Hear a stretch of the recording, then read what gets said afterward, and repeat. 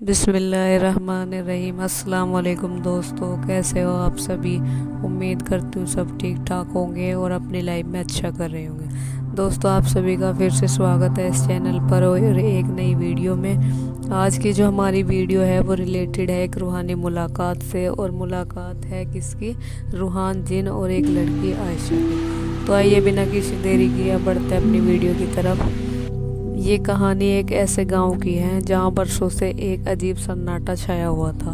गांव के बड़े बूढ़े कहते हैं कि जंगल के उस पार एक वीरान हवेली है जिसमें एक जिन रहता है। जिन बहुत ताकतवर था, वो खामोश रहता था, ना किसी से कोई दुश्मनी करता था और ना वो किसी को परेशान करता था। उसी गाँव में एक लड़की आयशा रहती थी।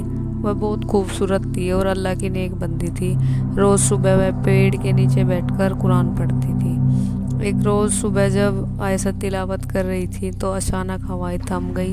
तभी एक धीमी और गुजरती हुई आवाज़ आई, तुम कौन हो जो मेरी अंधेरी दुनिया में रोशनी करने लगी हो। आयशा पीछे मुड़ी तो उसने देखा सफ़ेद लिबास में एक लंबा और रहस्यमय शख्स खड़ा था। वो था रूहान जिन। आयशा उसे देखकर डर गई। उसने धीरे से जवाब दिया, बस मैं तो अल्लाह की बंदी हूँ और अल्लाह का कलाम पढ़कर अल्लाह से बातें कर रही हूँ। अगर तुम्हें भी अल्लाह से बातें करनी है तो तुम भी अल्लाह की राह पर आओ और मेरे साथ कुरान करीम पढ़ो। रूहान जिन आयशा की मासूमियत और किरदार से बहुत ही इम्प्रेस हुआ। वो रोज़ छुपकर आयशा को तिलावत करते हुए सुनता और बाद में उसने क्या पढ़ा, क्या अल्लाह से बातें की, उससे सवाल करता था।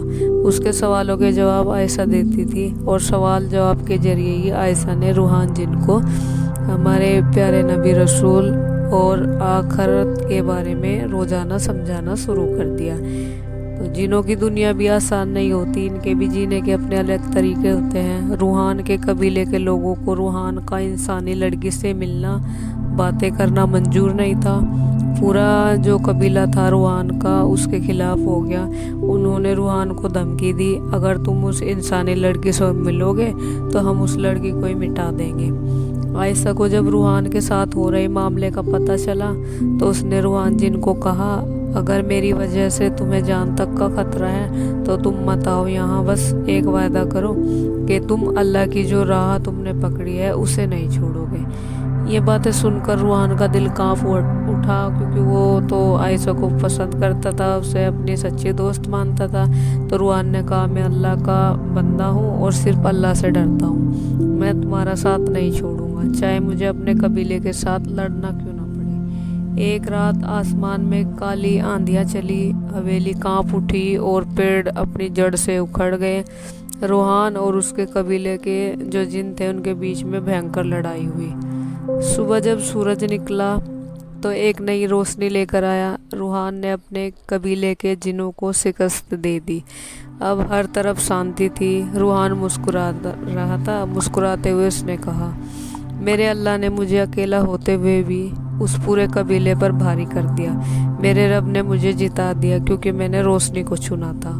उस दिन के बाद हवेली जो सुनसान थी वहाँ चहचहाहट लौट आई। हवाएं नरमी के साथ चलने लगी। इस तरह आयशा को अल्लाह का कलाम पढ़कर रोशनी मिली थी। उसी रोशनी ने एक अंधेरे में ज़िंदगी बसर करने वाले जिन की भी किस्मत बदल दी। इंसान हो चाहे जिन, जब सच्चे दिल के साथ अपने रब की ओर मुड़ता है तब सबसे अंधेरे में रहने वाली रूह को भी रोशनी मिल जाती है। अल्लाह की रहमत हर मखलूक के लिए खुली है। अगर कोई सच्चाई से उसकी राह पर चले तो वो हर हाल में अपने बंदों के लिए खड़ा है। कुरान और अल्लाह का जिक्र सिर्फ इंसानों को ही नहीं बल्कि हर मखलूक, जैसे जिन हो गए या दूसरी जो भी हैं, उनके लिए भी बहुत ही अच्छा है। उनकी भी ज़िंदगी बदल सकता है।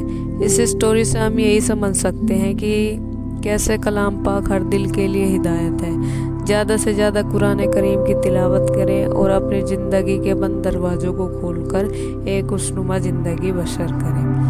देखना, कुरान करीम की तिलावत से तो एक जिन की भी ज़िंदगी बदल गई, वो भी रोशनी में आ गया, तो इंसान क्यों नहीं आ सकते। उम्मीद करती हूँ आज की वीडियो आपको अच्छी लगी होगी और ऐसी वीडियो के लिए चैनल को सब्सक्राइब करें, वीडियो को लाइक करें और ज़्यादा से ज़्यादा शेयर करें। दुआओं में याद रखना। अल्लाह हाफिज़। Thanks for watching.